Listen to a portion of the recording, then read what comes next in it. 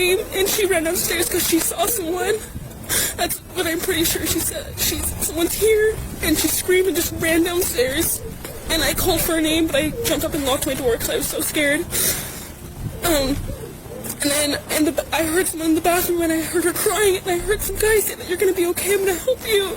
And I kept calling her name, but she wasn't answering.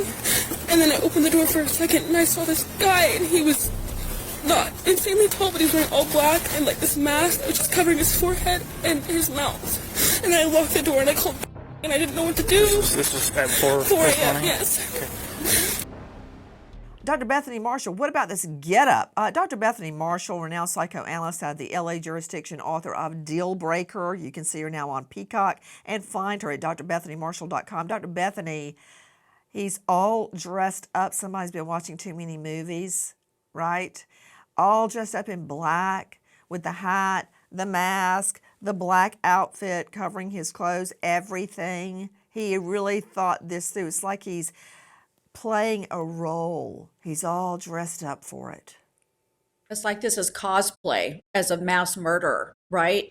In some ways, he's embodied this role for so many years. He's fantasized about it. He's thought about it. He's taught. He's done studies, asked other people about sexual crimes during the course of a burglary. I mean, this is his reason for living, Nancy. This is his moment of glory. This is the bride standing in front of the altar saying, yay, I'm going to finally get married. But what I see in all of this is a terrifying scene that turns into a melee. Dr. Bethany, you're right. The stark reality of what we're seeing, and there's so much to take in, is very different than what we were told. I mean, what do they think we are? Fat, dumb, and happy? We can't figure it out, and now we're just going to go along with that cheap plea deal. Watch this. And so then I just ran down to You left here? I left my room down to she's that one with the white blinds at the very bottom. Okay. I ran down there and we talked, and we just locked the door. We didn't think anything of it. We're like, nothing happens in Moscow, so we just like tried to go to bed. And then we woke up, and it was weird because none of our roommates were up, and we called all of them. They were not waking up, and so me and like, this is weird. So I called and come over, and then that's when all this happened. Did you hear that, Chris McDonough? You and I have walked the crime scene many, many times. Nothing happens in Moscow. They locked the door. There was no sign of forced entry. This tells me he was already in there. Yeah, Nancy, that's a possibility for sure that he had come in through that back door when the dog was brought in. But, you know, kudos to this first officer on the scene here, the one that's interviewing Dylan. I mean, think about this. This is the largest murder at that time in Idaho, I think probably in their history in terms of its magnitude. This is an officer who has slowed things down. He's a new officer. I think he's in his 20s. He's around this individuals who are the same age as him. He's gone into that scene.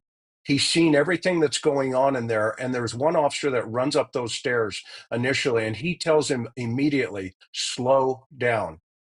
There are over 300 decisions that need to be made within 15 minutes of a homicide. Over 300 decisions. Now think about that. This is a young officer, never seen anything like this. And now he's pulled this witness apart to the side and said, okay, what is going on here? And then Dylan starts to tell this story, and they start making those connections. Could the dog, have been out? Could the suspect have been in that house? And it's total chaos initially, but then it becomes organized chaos. And I got to give this officer credit. Because he shifted immediately into a crime scene preservation and crime scene investigation. To Sydney Summer joining me, Crime Stories investigative reporter. Sydney, what is probative about that body cam we just showed? We're learning a lot from every word. I remember I was in my room, I was trying to go to bed, I heard Kelly, which one is your room? She's describing whose room is where. And she says, all I heard her go upstairs like, okay, I'm going to go to sleep now. Kelly, and the dog Murphy. What do you learn? What does this prove, Sydney? Well, for me, so first we have to get in our minds that the entire time Dylan insists Kaylee went upstairs. Kaylee screamed. Kaylee ran down the stairs. And the officer even points this out later. He says to another officer, she somehow knows, she was somehow able to discern this was Kaylee. But we don't think that's actually true.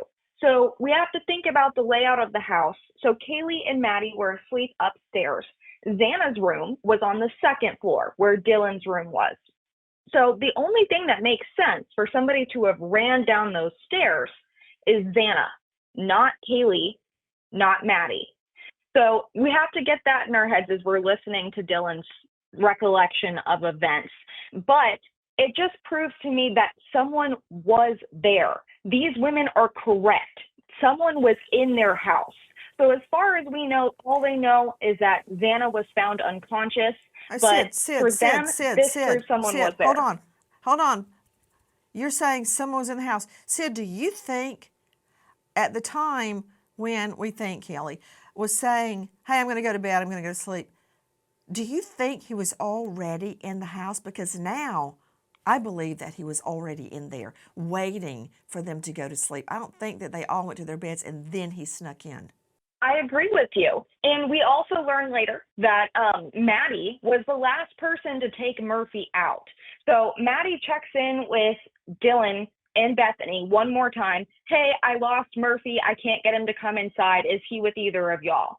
She is looking for the dog. So again, this dog, who they described for weeks, was on edge before the murders, who was constantly going off into the woods and wouldn't come back when called, just acting very, very oddly, does the same thing this night when they're taking him out for the last time.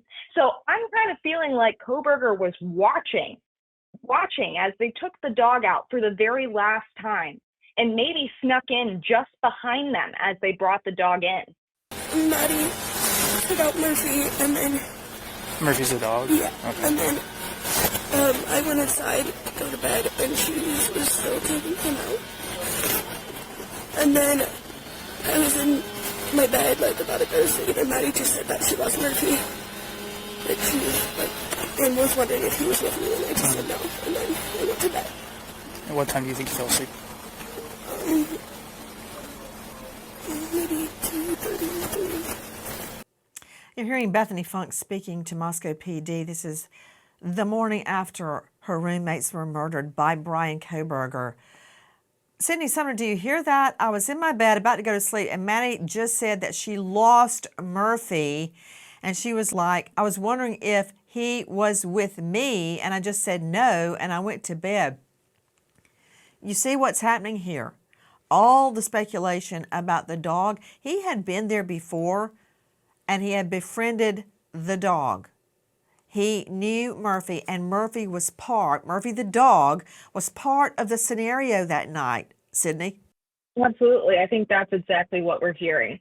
So it seems like, I don't know, for me personally, when I have guests in my home, I lock my pets in my room with me. So I think that's probably was their usual go-to. Maddie and Kaylee planned to lock Murphy in the room with them before they went to sleep, but Maddie took Murphy out, and now that she's come back inside, she doesn't know where he went. She's trying to find him so they can lay down to go to sleep. So it's unclear if Murphy was still outside, if he was just wandering somewhere else in the house. Maybe he already found Kohberger in their bedroom and was speaking with him. But from what we know, it sounds like these girls were asleep in the top room when Kohberger attacked Kaylee and Maddie.